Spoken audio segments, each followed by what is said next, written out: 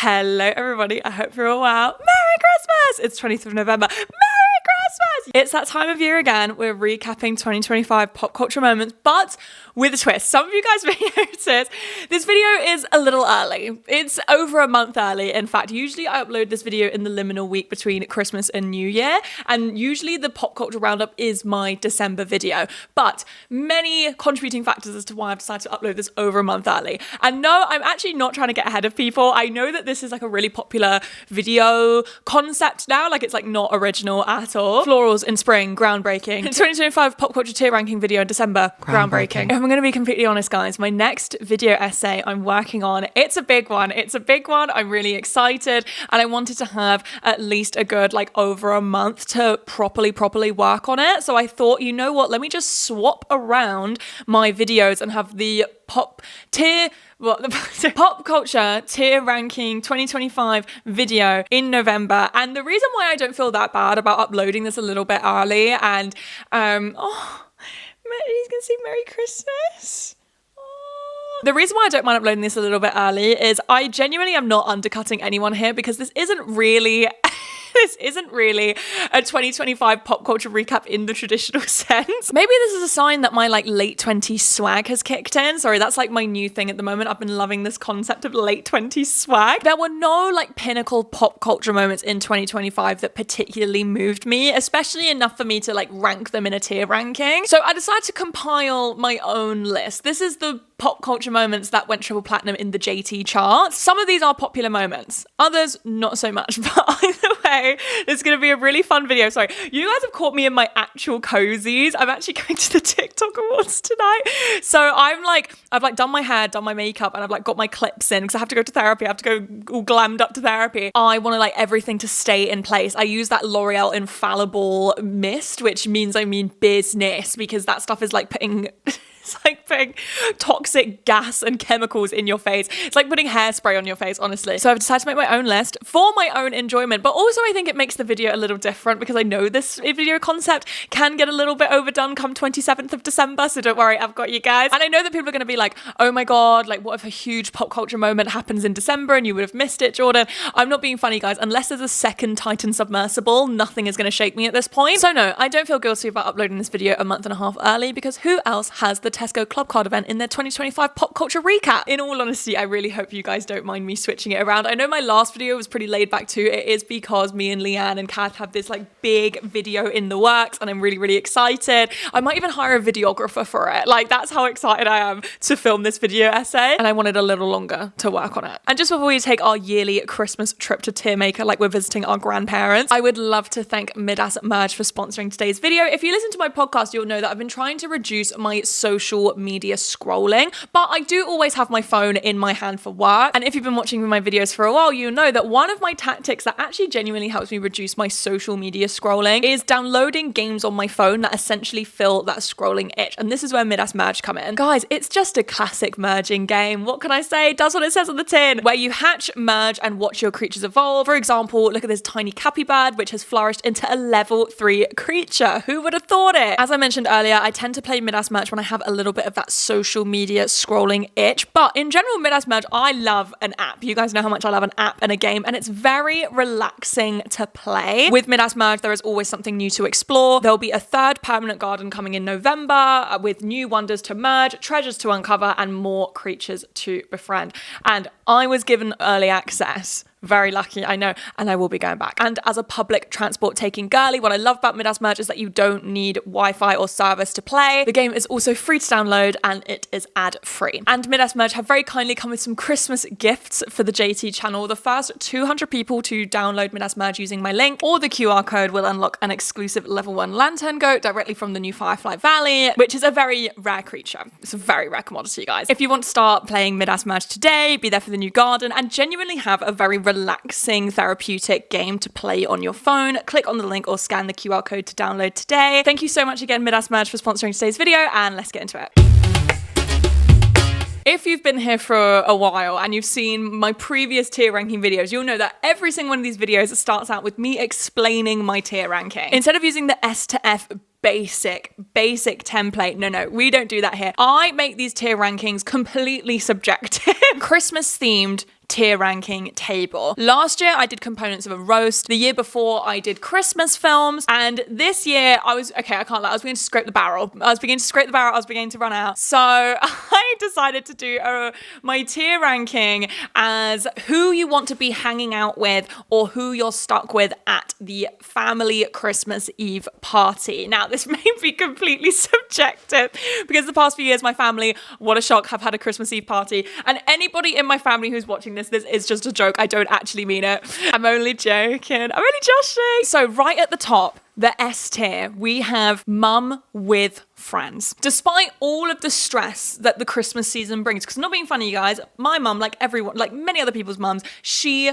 runs the show. I think the reason why I rank my mum so high, not my mum, the mum. The reason why I rank mum with friends so highly is it's the knowledge of knowing the stress that she has been through for Christmas and the acknowledging of the organization which has gone through towards this event. Yet she still remains on top form throughout the entire night. She works the room. She greets everyone. She serves drinks. She gets people's drinks with ease. She's been slow cooking a beef all day. I finished my script with, I love my mum. She's right at the top.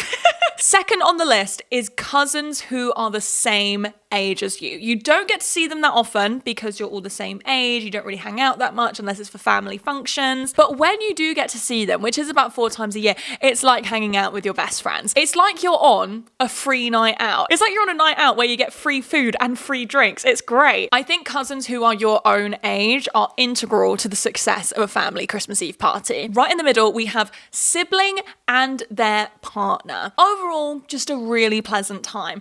I just really love hanging out with couples. I don't know about you guys. I feel like the whole like notion and like joke of third wheeling is such a myth to me. I like being able to witness a true rapport. I like getting a little insight into someone's relationship. You get to sit back and relax and let them do all the conversational work. And also I find that couples always have the funniest stories. Okay, we're getting into the low ranking ones here. And I want to make it clear that I don't necessarily dislike my time spent with these people. This is just a joke. But also, you know, it's that vibe when you go out for dinner with your friends and you're stuck at the not so great end of the table away from your like closest friends. This is the kind of feeling of when you sort of get stuck with these people at the Christmas Eve party because you can see your mum and her friends and your cousins who are the same age as you and your sibling and their partner having a kiki in the kitchen and you're stuck on the sofa with your dad's friend, which is bringing me on to the next tier, your dad's friend. Emphasis on singular friend, not plural. When you're hanging out with your dad's friends, plural, it's it's a bit laddish for my liking. Hint for my next video, by the way. But it's pretty light and I can make it work. But I don't know whether it's just exclusive to me, but there is something about being stuck with just one of them where all of a sudden you get trapped into the most intense conversation you've ever had. And look, I get it. It's Christmas. It's an emotional time of year. They've been drinking. I understand. But also, babe, it's Christmas. Let's just keep it light. And at the bottom of the list, and I want to make clear, I don't feel good about this and this is just a joke. I'm not talking about anyone specifically in my life. None of my family watch my videos anyway, so I think it's fine. But I put the elderly. I think this may be a bit of a me specific issue, but my family puts me on a politics gag order every Christmas where I'm not allowed to talk about politics at Christmas because my mum wants to keep the EastEnders style family fighting to a minimum. Yeah, I find that whenever I am with the elderly, they're actually ones that bring up politics, not me. And then, you know, I can't keep my mouth shut. I have to share my 2 pence, especially when they're actively saying things that are incorrect, like things that are like, you know, they've been misinformed. Voices begin raising, people begin getting a little upset. And despite the fact that I am not even the person that brought up politics, I'm the person that gets blamed for it. So that's why chilling with the elderly is the last place I want to be during the family Christmas Eve party. I don't even know where to start because my list is genius, if I don't say so myself. But I think let's start with something everybody knows, which is the Coldplay cheating scandal. This year, when doing an arena cam moment, these 2 people were caught having a little snuggle and immediately recoiled and hid their faces because they were both being naughty. They're both getting coal for Christmas. It turns out they were both very high up at I believe it was a New York data firm. He was the CEO and she was the head of HR. The concept of the head of HR HR having an affair with the CEO. Oh yeah, and they were both married. I know someone who she'd previously disciplined at her company was eating this up. I think so many people pointed out almost the irony of this is the fact that they didn't respond, nobody would have known. If they didn't react in the way they did, nobody would have known. Because who's watching the Coldplay Arena cam in their spare time? But what really interested me about the entire situation is our public fascination with cheating. I've discussed this in an episode of Voice Notes before, and the way that cheating is condemned, and this obviously isn't me justifying it. Honestly, you can't have a nuanced conversation about cheating without someone being like, you're justifying cheating, you've cheated before. But it is interesting that we treat cheating with such higher gravity than any other way that you mistreat your partner. For example, cheating is only used when your partner romantically cheats on you, but you wouldn't use the word cheating if your partner was lying about your finances, for example. Coldplay cheating scandal, I'm gonna go for... Honestly, I don't really think it was giving that much. I'm gonna go sibling with partner. I found that the Coldplay cheating scandal was such a good meme to discuss with your mum. I like that it was an international meme, but also I feel like the Coldplay cheating scandal displayed essentially what I call town square core, which is putting someone in the stocks, throwing tomatoes at them because they've done something wrong, when really it's actually benefiting you because you want to sort of enact these bully fantasies, you want to be mean to someone, but because you're doing it to someone that deserves it, you actually aren't held accountable for your bad behavior. All right, next. Timothy Chalamet and Kylie Jenner going very public with their relationship during awards season because Timothy was nominated for, I've forgotten what it's called, but it's the Bob Dylan biopic. And he brought Kylie Jenner to all of the awards shows. And Club Chalamet of it all aside, I'm obsessed with the meltdown in which Timothy Chalamet dating Kylie Jenner brought about in 20 to 30-year-old tote bag girlies who have bobs. Indie A24 loving girlies. Similar to the Coldplay scandal, I find the parasociality of it really interesting. The fact that so many people were in disbelief that Timothy Chalamet's type was Kylie Jenner, like what, he's a guy that likes really hot women. As this Twitter's wise words, nobody forced you to get a tote bag and a bob. I'm gonna put them in dad's friend. It's fine. It's fine, borderlining on me. Labubu's, oh my god, Labubu's. And it's the thing, I'm willing to put my hands up and say that I am a hypocrite because I am a Smisky girl. I love Smisky. I think I generally have about 20 of these in my bedroom. I love a good trinket, but Labubus are so damn ugly. It's actually unfortunate because Labubus are harmless. Seriously, me saying Labubus are harmless. But I feel like the social media frenzy surrounding Labubus was very representative of almost that like mindless social media driven consumerism. And again, what a shock. I discussed this in a podcast episode, but I think this like trinket epidemic, it's worth asking ourselves and questioning what is driving this kind of consumerism. Are we just trying to fill a void? Again, I've discussed this so much on my channel. Are we trying to fill a void which should be filled with human connection with polyester? Is it just a bit of harmless fun? Either way, without Labubus, we wouldn't have gotten 24 karat gold Labubu. Also wouldn't have gotten the Karl Marx Labubu. Someone even asked Liam Neeson what Labubu was. Labubu. I can't lie. I hate Labubus. Like, I actually hate Labubus. I think they're so bloody ugly that I am going to put them in the elderly. Sorry, Labubus. Katy Perry went to space alongside with a few other famous women and female public figures. This, again, none of these things are making an impact on me. Is there something wrong with me? Is this what growing up is? Is this my late 20s swag kicking in? The only part of this which did make an impact was that tweet about how anticlimactic it was with the SpongeBob ride. But the reason why I bring this up in my pop culture moments is because I actually think the public reaction to it was really interesting. And again, social media is an echo chamber. From what I saw, most people were not having a bar of this. People really, really weren't impressed. It was incredibly performative and shallow. Like, yes, we've put these very wealthy women into space, but at what cost? At the cost of the environment. Because at the end of the day, the people who will pay for these environmental costs of climate change and global warming are the most disenfranchised people that live in the global south, women who live in the global south. That is not a feminist moment. This almost represents how much we've rejected girl boss feminism, because I feel like if this had happened in 2010, it would have been seen as like very iconic. I'm gonna put this also in the elderly. I'm really not impressed this year, guys. The White Lotus and the Walton Goggins effect. Me kicking my feet for Walton Goggins. Walton Goggins, the man you are. I love when people have a very sexy energy. I think in like the age of social media, we're so used to things being 2D, we're so used to things being surface level that you actually cannot tell. And this is some of my thoughts on dating apps, is you can't tell if someone has a sexy energy until you've met them in person. Like you can, match with someone on an app and get on well over text. And then when you meet them, they just don't have that aura, or maybe you just don't really have that chemistry. But there's something about when someone has such a sexy energy. I mean, Walton Goggins' performance even brought on like a bunch of articles about how he's bringing back receding hairlines. I think what I also loved though about The White Lotus's release, and my thoughts on the season aside, I thought it was good. I think I just love The White Lotus as a concept. Does that make sense? Like the storytelling.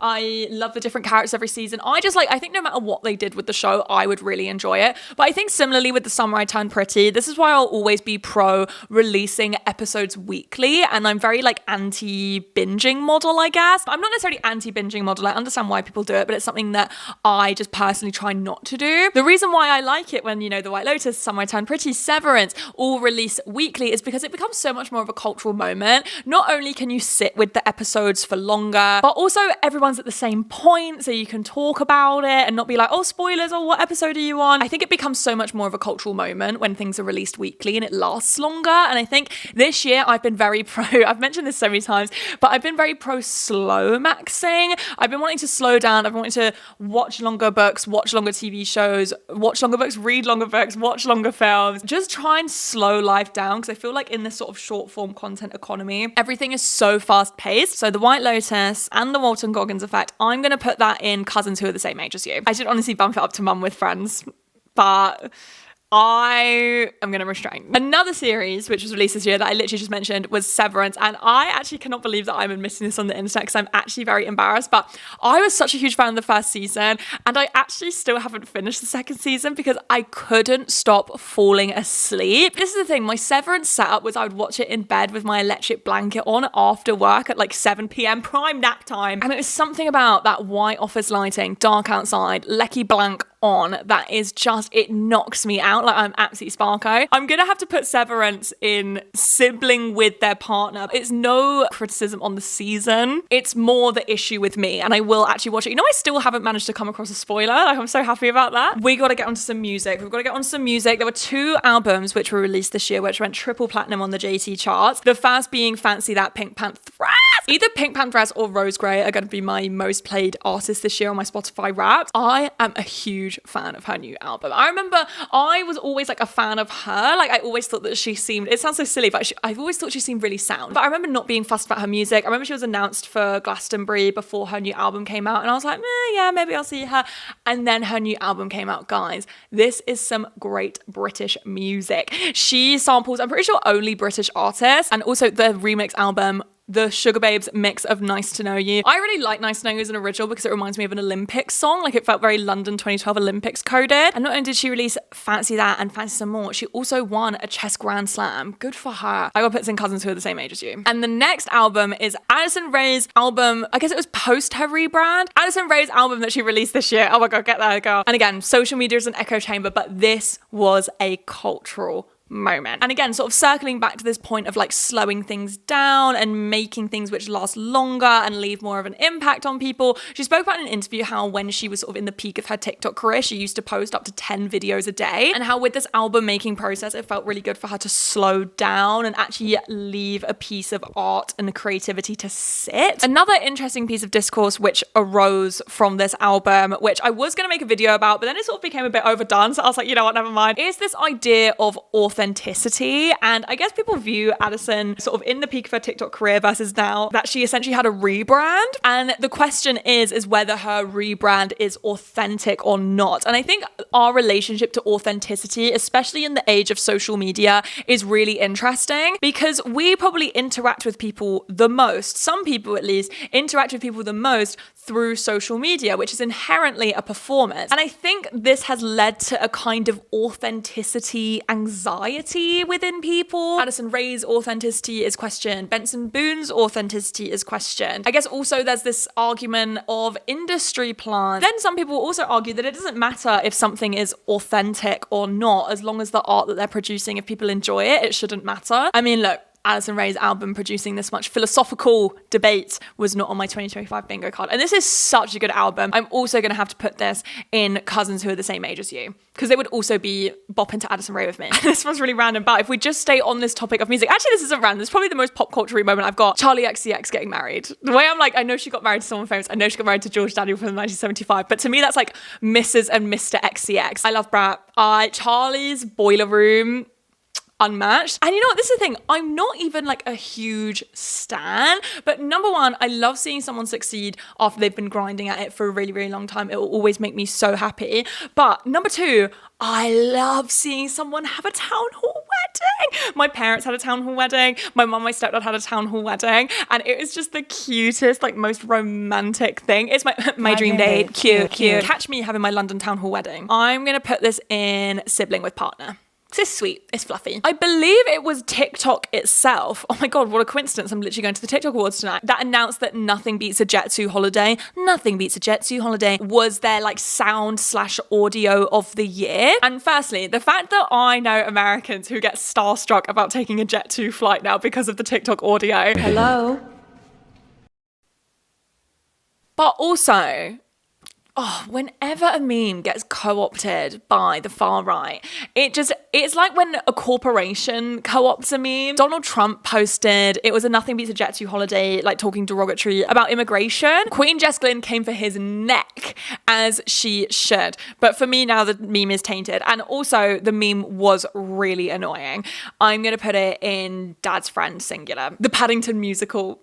Guys, I know this isn't going to be a lot of people's radars. I know this is going to be a lot of people's 2025 pop culture moments. I don't actually think they've even started showing it yet, so I don't really know why I'm talking about it either, but I thought this was a very, useful avenue for me to shoehorn in here how much I love Paddington. And it's actually such a shame and honestly quite interesting. Sorry, I love that all of my tier rankings have some sort of like political commentary, socio-political commentary. I'm about to apologize for it, but honestly guys, it's my job. But if you're not from the UK and you don't know this, Paddington Bear has been co-opted by the right wing, and he's almost seen as like this like pinnacle and figure of British patriotism. And look, don't get me wrong, a lot of far right ideology can easily have holes poked in it. The foundations are very shaky, but Paddington Bear being co-opted by the right in the UK, and at the moment in the UK, the right are really like clinging on to essentially hatred and disdain for asylum seekers. And I just think this Paddington Bear as their figurehead is hilarious because he is a Peruvian immigrant. He fled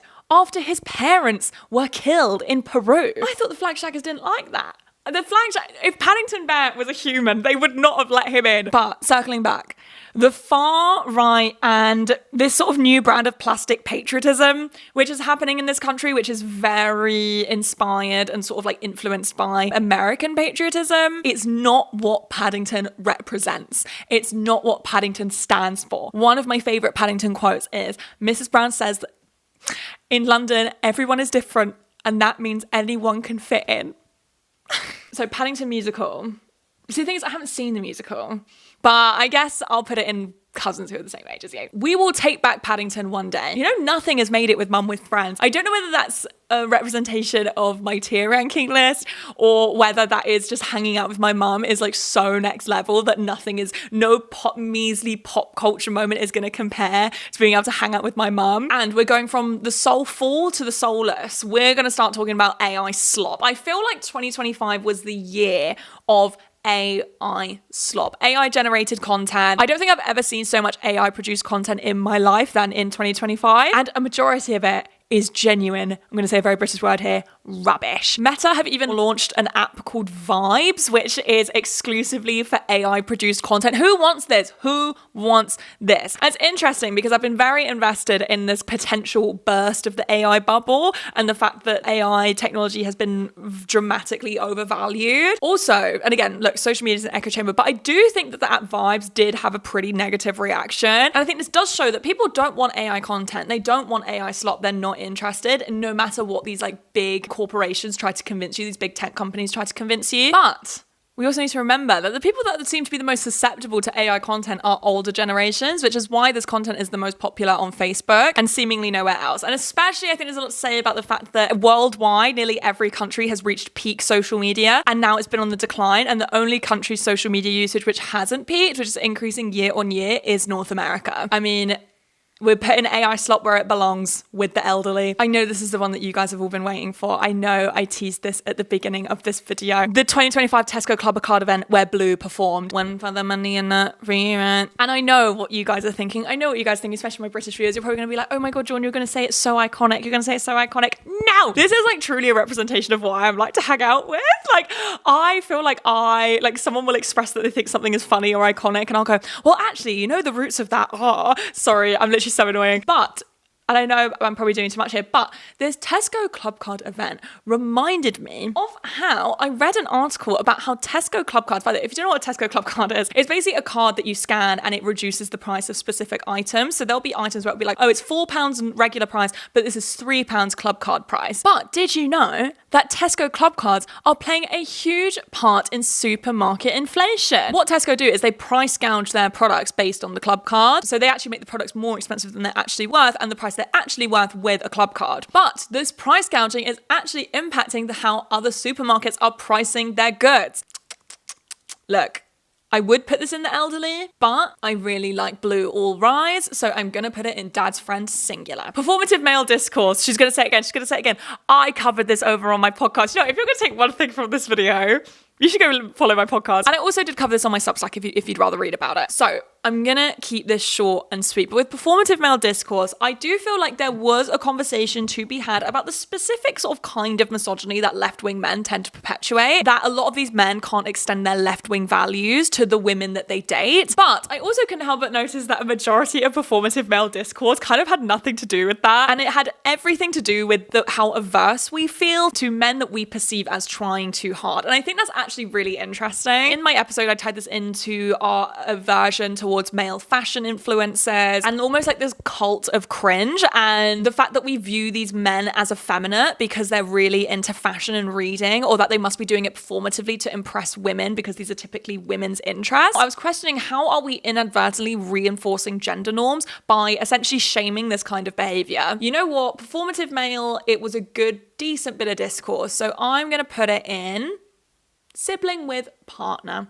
Nobody's made it to mum with friends still. I'm going to bring back in a few British moments. Yeah, no, I spoke about Blue literally 2 moments ago, but let me take it back to the Brits. Your party. Oh, that's no. In the sense that, no. You know what I mean? If you know, you know. Like, if you know, you know. So, anybody who's not from the UK, it actually pains me to speak about this absolute mess, but it's okay because we've got Zach Polanski. In Zach Polanski, we trust. Ex-Labour MPs, Jeremy Corbyn and Zara Sultana, founded their own left-wing workers' political party called Your Party. Let me tell you guys, the sign-ups were crazy. I think they had over 700,000 sign-ups, which is like, essentially, it's record-breaking. Stick that in the Guinness Book. Ever since its founding, it has been embroiled in infighting, drama. They've made statements about each other. They've threatened to sue each other, which inevitably made the party lose a little bit of steam.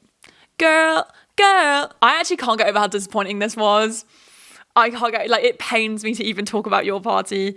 Girl. I'm going to put it in the elderly because this killed me. Another bit of 100% British beef for you guys is Charlotte from The Traitors and Conor Maynard's baby. I can't lie, I am hooked. I'm a little bit hooked. Again, this is a Spark Notes, but you can find about 10 million TikTok summaries on this. Charlotte from The Traitors came out publicly and said that Conor Maynard was the father of her baby and was being essentially a deadbeat dad, and that he denied that the baby was his. Anyways, Conor then takes 2 paternity tests, which showed that he was not the father. But then Charlotte from Traitors insists that the baby is his baby. She says it's impossible that it's not his baby. And she was going on the news saying it. She also referenced, I can't remember the name of it, but it's basically a rare genetic condition where essentially your child can show up as not matching you in a paternity test. And she was referencing that. She's researching more into it. Look, I know this is the thing with things like this, is that most likely the most plausible reason is probably the truth. Like, you know, it probably is that he's not the father of her child.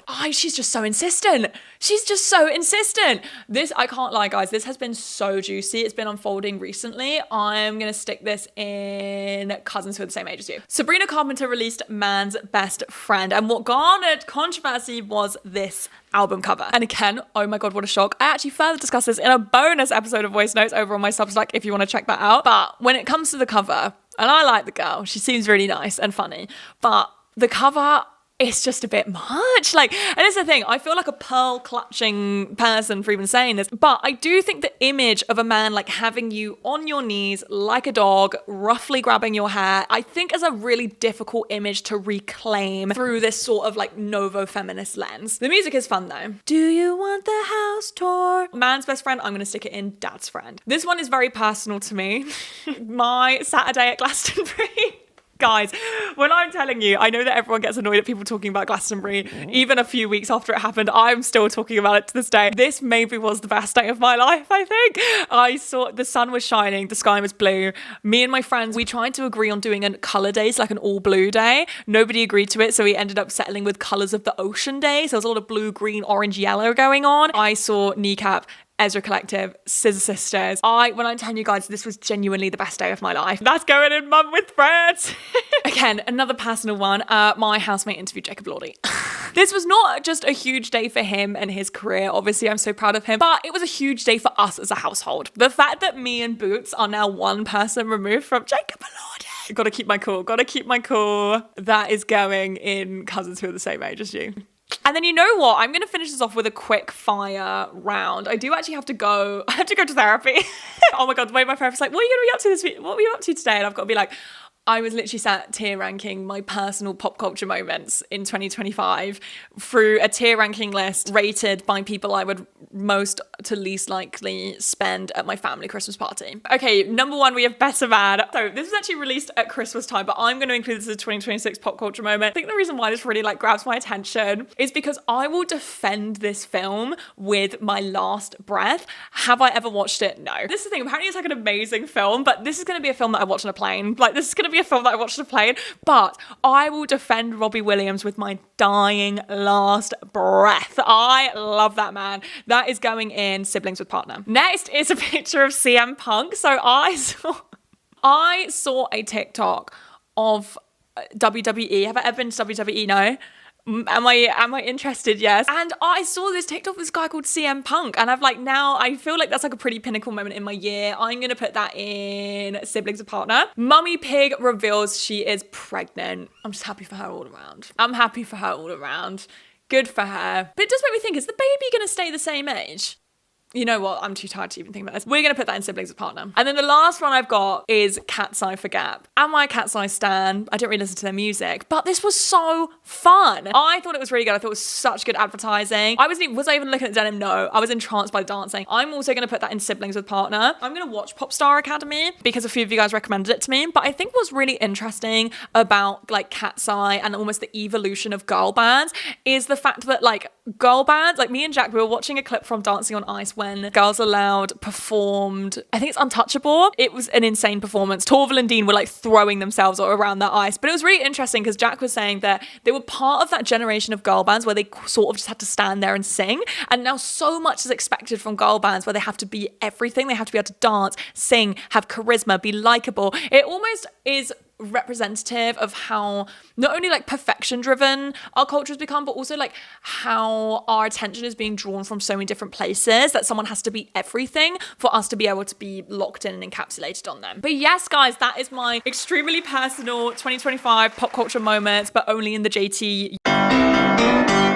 I hope that you guys enjoyed this video. I know that it was like silly, goofy, but I want you guys to know that, because I know this video and my last video were like more chilled out videos. The next one, guys, lock in. I'm so excited for my next video, the last video essay of the year. It's gonna be so good. But yes, I hope you guys enjoyed, and I will see you soon for another one. And I'm not gonna say Merry Christmas yet because we've got another video coming up. So bye.